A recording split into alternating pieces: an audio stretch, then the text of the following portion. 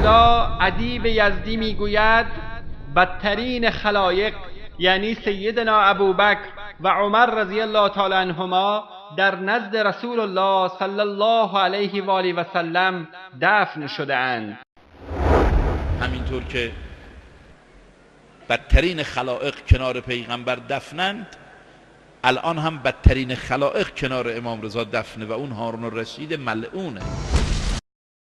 برادر و خواهر مسلمان، آیا صحابی با وفای رسول گرامی اسلام و پدرزن و یار غار وی بدترین خلایق است؟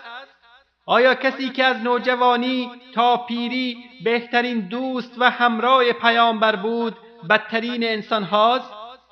مگر این آقا و امثال وی نمیدانند که این اسلامی که از آن دم میزنند عملاً با آن جنگ و ستیز دارند به وسیله عمر بن خطاب و دیگر صحابه که او و امفکرانش همگی آنها را کافر و مرتد می‌دانند به سرزمین پهناور فارس رسید؟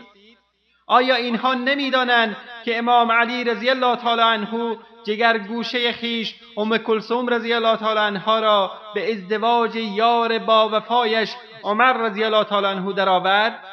آیا این دو بزرگوار بدترین خلایق هستند، در حالی که الله متعال در قرآن کریم ایشان و دیگر سابقین اولین را این گونه ستوده است؟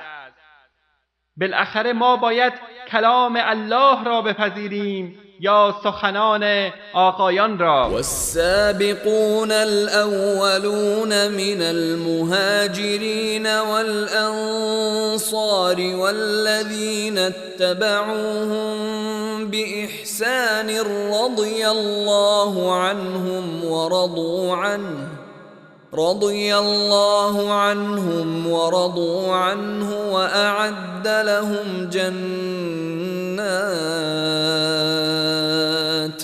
وأعد لهم جنات تجري تحتها الأنهار خالدين فيها أبدا ذلك الفوز العظیم.